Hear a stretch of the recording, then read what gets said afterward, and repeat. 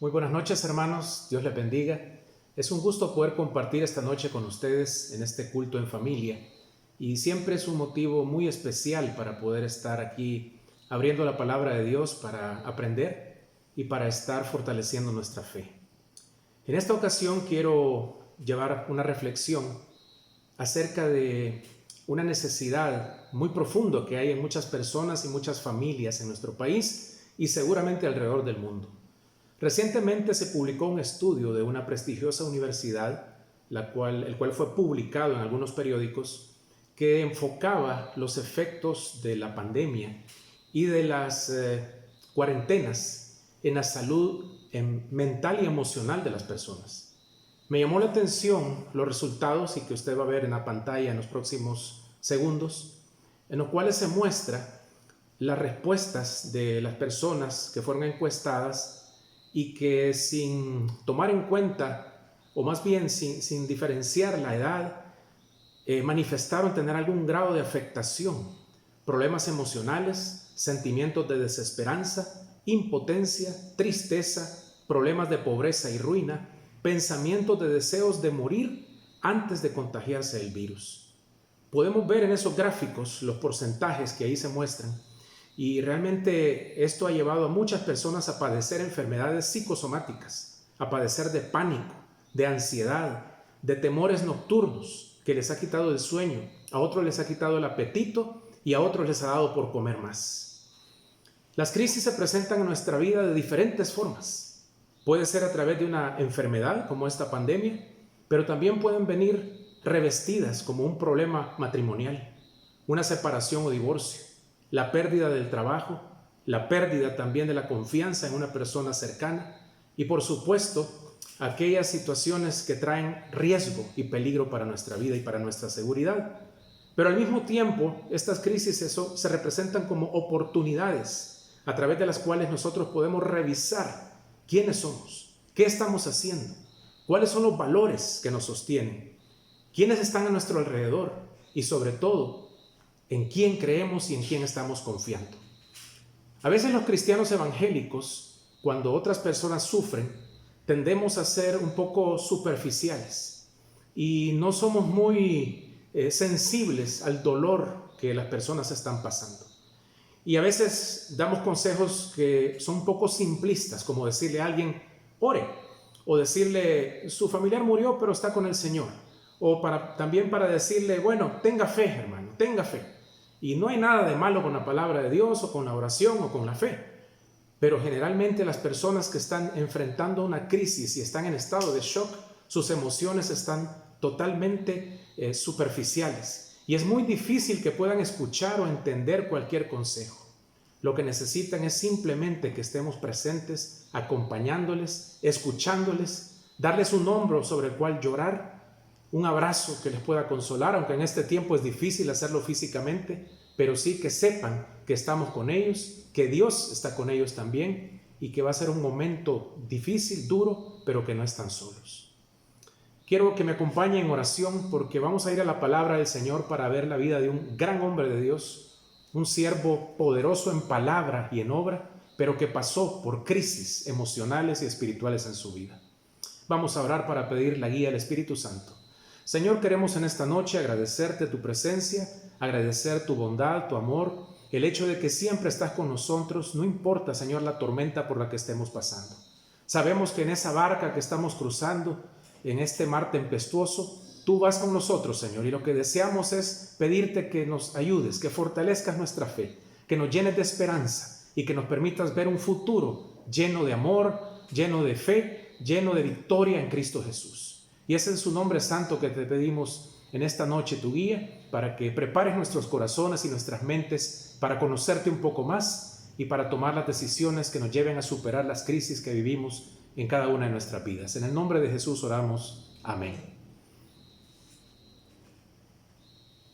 En esta noche quiero que vayamos al primer libro de Reyes. Si usted tiene su Biblia o si puede abrirla ahí en su tablet o en su celular, en el primer libro de Reyes, capítulo 19, y vamos a leer rápidamente del versículo 1 al 18. Dice así: Acab dijo a Jezabel, la nueva le dio a Jezabel la nueva de todo lo que Elías había hecho y de cómo había matado a espada a todos los profetas. Entonces envió Jezabel a Elías un mensajero diciendo: así me hagan los dioses y aún me añadan, si mañana a estas horas yo no he puesto tu persona como la de uno de ellos. Viendo pues el peligro, se levantó y se fue para salvar su vida, y vino a Berseba, que está en Judá, y dejó ahí a su criado. Y él se fue por el desierto un día de camino, y vino y se sentó debajo de un enebro, y deseando morirse dijo: basta ya, oh Jehová, quítame la vida, pues no soy yo mejor que mis padres. Y echándose debajo del enebro, se quedó dormido. Y he aquí luego un ángel le tocó y le dijo: levántate y come. Entonces él miró, y he aquí a su cabecera una torta cocida sobre las ascuas y una vasija de agua, y comió y bebió y volvió a dormirse. Y volviendo el ángel de Jehová la segunda vez le tocó diciendo: levántate y come, porque largo camino te resta. Se levantó pues y comió y bebió, y fortalecido con aquella comida, caminó 40 días y 40 noches hasta Horeb, el monte de Dios. Y ahí se metió en una cueva, donde pasó la noche. Y vino a él palabra de Jehová, el cual le dijo: ¿qué haces aquí, Elías? Él respondió: he sentido un vivo celo por Jehová, Dios de los ejércitos, porque los hijos de Israel han dejado tu pacto, han derribado tus altares y han matado a espada a tus profetas, y solo yo he quedado, y me buscan para quitarme la vida. Él le dijo: sal fuera y ponte en el monte delante de Jehová. Y he aquí Jehová que pasaba, y un grande y poderoso viento que rompía los montes y quebraba las peñas delante de Jehová. Pero Jehová no estaba en el viento. Y tras el viento un terremoto, pero Jehová no estaba en el terremoto. Y tras el terremoto un fuego, pero Jehová no estaba en el fuego. Y tras el fuego un silbo apacible y delicado. Y cuando lo oyó Elías, cubrió su rostro con su manto y salió, y se puso a la puerta de la cueva. Y he aquí vino a él una voz diciendo: ¿qué haces aquí, Elías? Y él respondió: he sentido un vivo celo por Jehová, Dios de los ejércitos, porque los hijos de Israel han dejado tu pacto, han derribado tus altares y han matado a espada a tus profetas, y solo yo he quedado, y me buscan para quitarme la vida. Y le dijo Jehová: ve, vuélvete por tu camino, por el desierto de Damasco, y llegarás y ungirás a Hazael por rey de Siria. A Jehú, hijo de Nimsi, ungirás por rey sobre Israel, y a Eliseo, hijo de Safat, de Abel-Meholá, ungirás para que sea profeta en tu lugar. Y el que escapare de la espada de Hazael, Jehú lo matará, y el que escapare de la espada de Jehú, Eliseo lo matará. Y yo haré que queden en Israel 7,000, cuyas rodillas no se doblaron ante Baal, y cuyas bocas no lo besaron. Encontramos aquí entonces esta etapa de la vida del gran hombre, gran profeta Elías, que se encuentra en un momento crítico, porque cuando viene la amenaza de Jezabel, este hombre huye despavorido, sale huyendo, y a pesar de las grandes victorias que ha tenido momentos antes o días antes, él ahora siente su vida amenazada y se llena de temor y no sabe qué es lo que le espera, y entonces decide huir, decide correr. Un día de camino por el desierto, hasta que encuentra un árbol, y ahí se refugia bajo la sombra de ese árbol para decir: Señor, ya no aguanto más, esta crisis me ha golpeado fuerte, quítame la vida. Imagínense qué expresiones las de Elías. Y es que esta etapa en la que él se encuentra es la etapa 1, la que podemos llamar la etapa de shock o impacto inicial. Cuando esas crisis llegan a nuestra vida, como ya les dije, de diversas formas, la pérdida de un ser querido produce un profundo dolor, produce un vacío en el alma de aquella persona con la que compartimos la vida y ahora no la tenemos. También cuando perdemos el trabajo, cuando llega una noticia del despido o del descalabro económico que nos lleva a la pérdida de nuestra casa, de nuestro vehículo, de nuestro estatus también. Muchas personas se sienten totalmente paralizadas y destrozadas y llenas de temor. Cuando llega la enfermedad, cuando un familiar o nosotros mismos estamos en un lugar hospitalizados y vemos alrededor nuestro muerte todos los días, nos llenamos de temor, al igual que Elías estaba en ese momento. Y en esta ocasión, él se echa a dormir bajo un árbol. Y mira la respuesta de Dios, porque envía un ángel no para darle un sermón, no para regañarlo, no para decirle que no le falte la fe. ¿Qué te pasa, Elías? ¿Que acaso no crees en Dios? No, el ángel simplemente le lleva alimento y le deja descansar. Este hombre duerme, se vuelve a despertar, el ángel vuelve el siguiente día y de nuevo lo alimenta, lo cuida y lo deja descansar. Y nada más le dice: come, aliméntate, descansa, porque te espera un largo camino. Cuando Elías se ha fortalecido, él retoma su camino y va para el monte de Dios. Qué interesante, porque esta etapa de shock, en la crisis personal de Elías y en su crisis o la mía, nosotros nos vamos a sentir igual de confundidos, igual de tocados en nuestra alma, en nuestro corazón. Mucha gente llega a dudar de Dios incluso. ¿A dónde estás, Señor? ¿Por qué permites la muerte? ¿Por qué permites la pérdida y el dolor? ¿Por qué tanta crisis alrededor del mundo, Señor? ¿A dónde estás que no nos escuchas? Pero déjeme decirle algo. No podemos quitar el dolor, el sufrimiento. Pero si dejamos a Dios fuera de esta ecuación, no vamos a tener esperanza. Dios es nuestra única esperanza. Y aunque no lo podamos ver en los momentos donde nuestra alma está congojada y nuestro espíritu se derrama en lágrimas, Dios está presente y cuidando de cada uno de nosotros, como lo hizo con Elías en este momento. Y pasamos a la segunda etapa de la crisis, la etapa de confusión. Porque Elías camina 40 días, él sabe dónde buscar a Dios, va al monte de Horeb, pero se mete en una cueva. Una de esas cuevas que nos mencionaba nuestro pastor el domingo pasado, esas cuevas personales en las cuales nos refugiamos, lugares y momentos de soledad, de tristeza, en donde nos sentimos muchas veces acongojados, atemorizados y ansiosos. ¿Qué es lo que hay afuera? ¿Qué es lo que viene el día de mañana? ¿Qué va a pasar durante este año? ¿Cómo va a estar nuestro país, nuestra economía, nuestra salud el año 2021?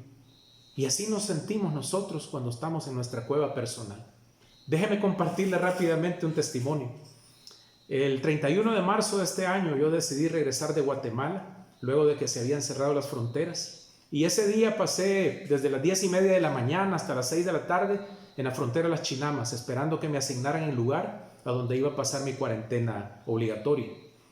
Me llevaron a un hotel en Aguachapán y ahí por la noche pues entré a la habitación, ubiqué mi cama, me acosté y a medianoche llegaron 2 personas más. Un joven que venía de Honduras y otro más que venía de Guatemala.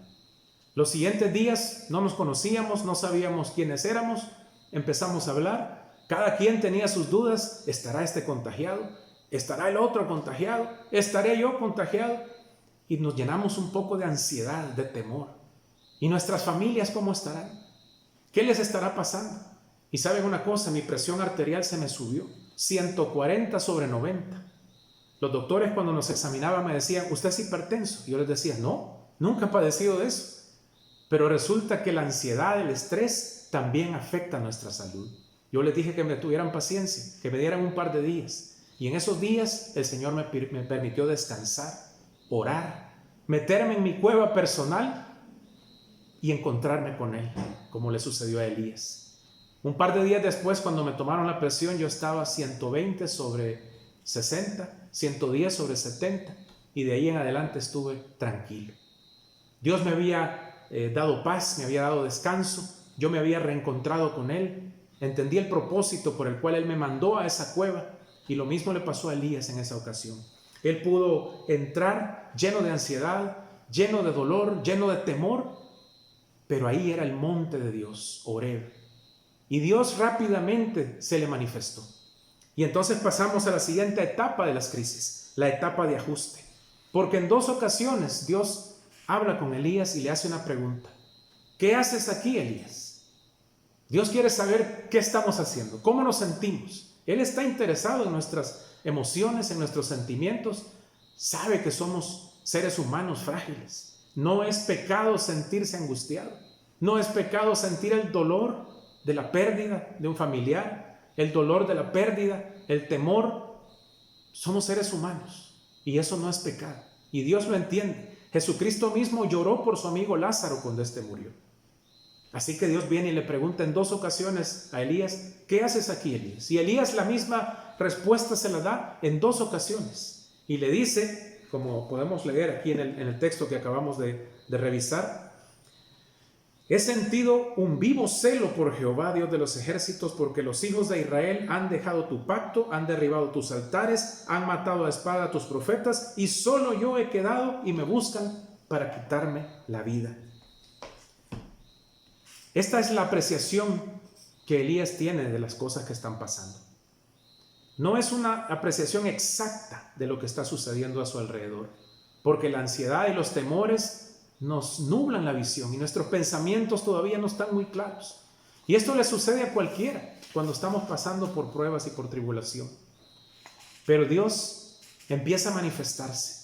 Y Elías sale de la cueva, a la puerta de la cueva, para observar lo que está pasando, porque Dios le ha llamado para encontrarse con él. Y aquí vemos que pasa el terremoto, pasa el fuego, pasa el viento fuerte, pero Dios no está ahí. Dios se manifiesta en ese silbo apacible que trae paz y que trae calma. Y en esa calma, en ese reposo, Dios comienza a revelarse en nuestras vidas. Isaías 26:3 dice: tú guardarás en completa paz a aquel cuyo pensamiento en ti persevera, porque en ti ha confiado. Cuando nuestros pensamientos, cuando nuestras emociones las rendimos delante de Dios y nos encontramos con Él en nuestra cueva personal, entonces Dios nos da paz. Entonces Él se manifiesta en ese silbo apacible. Cuando ha pasado el momento del shock, cuando ha pasado la confusión, es el momento entonces de reencontrarnos con el Señor y de poner en orden nuestros sentimientos y nuestras emociones y nuestras ideas. Y si estamos ayudando a otras personas a superar crisis personales, tenemos que ser muy conscientes de eso.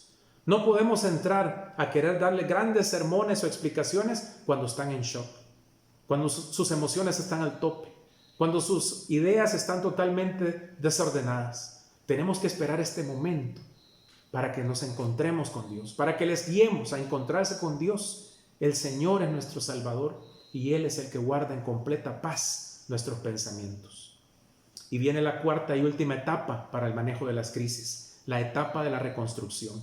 Fíjese qué interesante, porque Dios manda a Elías y le dice: Elías, vuélvete por tu camino, regresa, y comienza a darle asignaciones. Vas a ungir reyes de Siria, de Israel, vas a ungir otro profeta que te va a sustituir, y ahí le da un compañero que va a ser Eliseo, y lo manda de regreso. Cuando dice la frase vuélvete por tu camino, le está diciendo: retoma aquellas cosas que estabas haciendo. Retoma el ministerio el cual te asigné. Pero ahora no lo vas a hacer solo.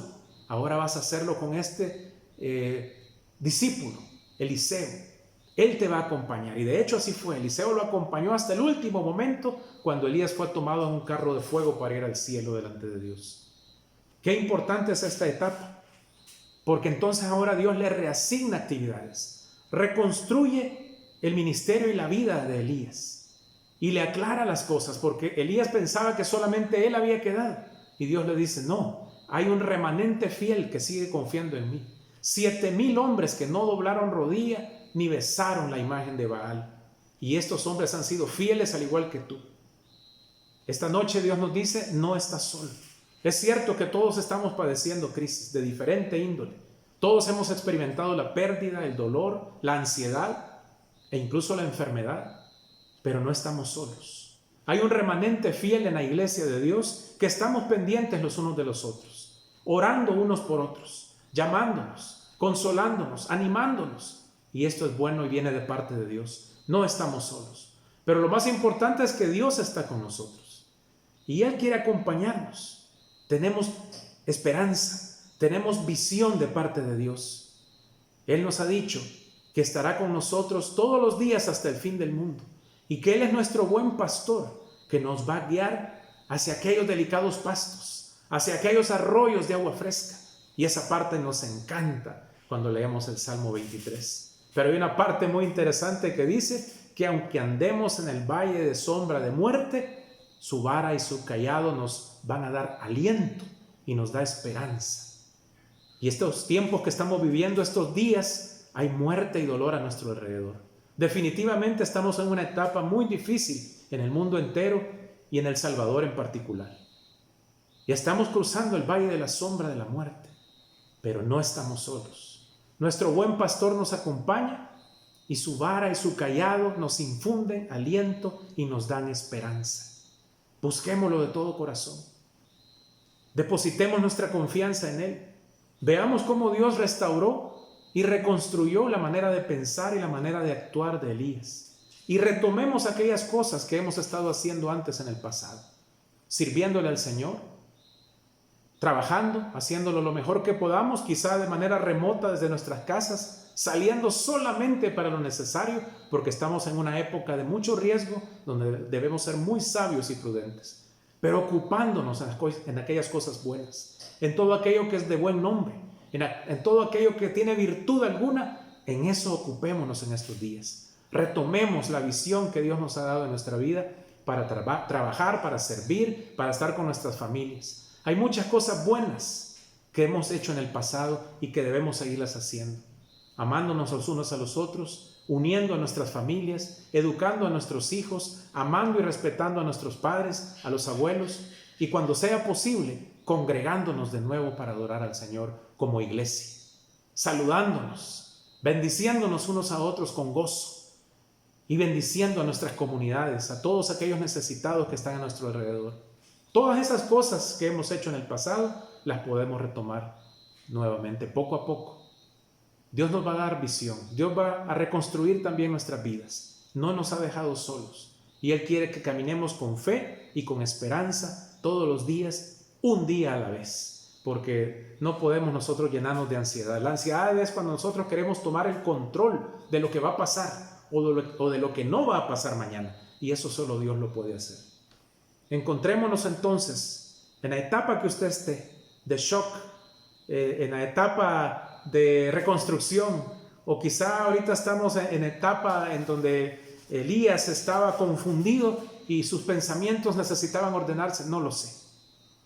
Pero si necesita ayuda, busque a un hermano, a un amigo, a un pastor con quien hablar, pero sobre todo ahí en su cueva personal aparte un tiempo para estar con Dios, para adorarlo en espíritu y en verdad, porque Él no nos ha dejado solos y Él nos acompaña para cruzar este valle de sombra y de muerte.